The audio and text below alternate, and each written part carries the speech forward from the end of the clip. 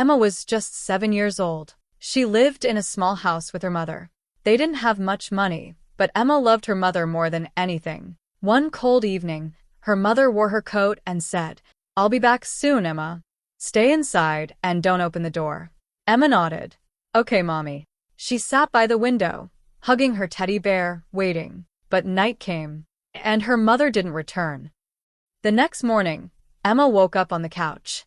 The house was quiet. She checked the kitchen, no food. Her mother's shoes and bag were gone. Emma waited all day. She looked out the window, hoping to see her mother walk down the street. But she never came. Emma felt scared. Her stomach growled. She didn't know what to do. Mrs. Lewis, their neighbor, saw Emma sitting alone for many days. One afternoon, she knocked on the door. "Where's your mother, Emma?" she asked gently. Emma's eyes filled with tears. She left and she didn't come back. Mrs. Lewis gave her food and called the police. Officers came and searched, but they found no sign of her mother. It was like she had disappeared. The police took Emma to a children's home. It was a big building with many kids who had no parents. At first, Emma was very sad. She didn't talk much.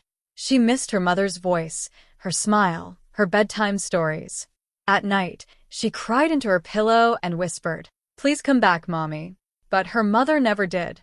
Slowly, Emma started to feel better. The people at the children's home were kind. They gave her clean clothes, good food, and toys. She made new friends and started school. One day, a teacher told her, "You're smart, Emma. You can do great things." For the first time in a long while, Emma smiled. One Sunday, a couple named James and Clara visited the home. They wanted to adopt a child. When they met Emma, they saw something special in her. Emma was shy, but polite.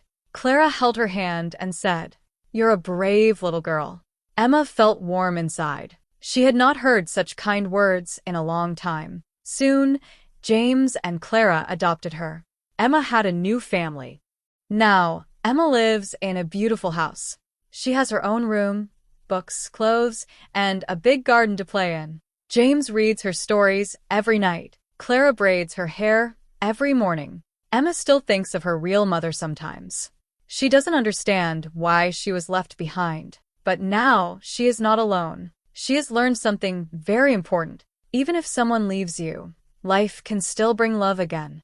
Life in the small apartment was quieter, but not simple. Emily sat by the window one morning, sipping tea, staring out at the city. She wasn't sad anymore, but she wasn't whole yet either. She still woke up in panic sometimes, thinking she had forgotten to cook breakfast on time. Her hands would tremble when she heard a door slam. The emotional scars weren't visible, but they were very real. Daniel noticed. "Emily," he said one night, gently touching her hand, "I know I failed you. I let her hurt you, and I stayed silent. I can't change the past, but I want to help you heal." Tears rolled down Emily's cheeks. It was the first time he truly acknowledged her pain. One evening, the phone rang. It was Margaret. Daniel stared at the screen. Emily nodded. "Answer it." He did. Margaret's voice was calm, for once. "Daniel, I've been thinking. Maybe I was too harsh. Maybe I lost my son because I couldn't accept his wife." It wasn't a full apology, but it was something. Margaret asked if they could come for dinner, just once, to talk. Emily's heart raced. "I don't want revenge," she said softly, "but I need respect." That Sunday, Emily and Daniel stood once again at the door of Margaret's house. Emily's steps were firm this time. Not nervous. Not afraid. Margaret opened the door. Her face was older, softer. Maybe from guilt, maybe from loneliness. Dinner was quiet, awkward, but peaceful. After the meal, Margaret finally looked at Emily and said, "I don't know how to say this well, but I was wrong. You didn't deserve how I treated you. I was scared of losing my son, but in the process, I lost myself." Emily didn't cry. She smiled gently. "Thank you. That means more than you know." From that day, things didn't become perfect, but they became better. Margaret never raised her voice again. She began visiting Emily and Daniel's apartment, not to control, but to connect. Emily found her voice and her power. She started volunteering at a women's center, helping other young wives who were struggling in silence. I know what it feels like, she told him.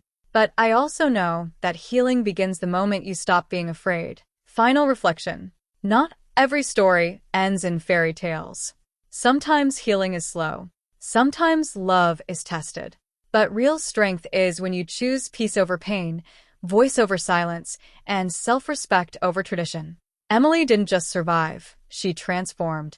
And so can you. At the hospital, doctors treated Emma. She had frostbite on her feet and some small injuries. She was cold and tired, but she was alive. The police went to search the cabin. What they found was shocking. There were things that belonged to other women, clothes, bags, and some torn fabric. They also found blood on the floor. But Brian was gone. No one could find him. Emma had survived, but she didn't feel the same. Something inside her had changed. She no longer smiled like before. She never went back to the mountains again. A few weeks later, Emma got a package in the mail. There was no name or return address on it. Inside the package was a photo. It was a picture of Emma at the cabin. The photo was taken from outside the window, like someone had been watching her. On the back of the photo, there was a short message. It said, "You were never meant to survive that cabin." Emma moved to a big city. She changed her phone number, so no one could find her. She also started going to therapy to help with her fear and pain. She began writing. She wrote about surviving. She wrote about listening to your feelings. She wrote about how dangerous people can look kind and friendly on the outside. Emma never forgot Clara's diary. She never forgot the scary note. And she never trusted anyone too quickly, ever again. Sometimes at night, Emma still hears branches tapping against the window. She keeps a baseball bat near her bed. And every year, on the anniversary of that weekend, she receives another photo. A shadow. A cabin. A message.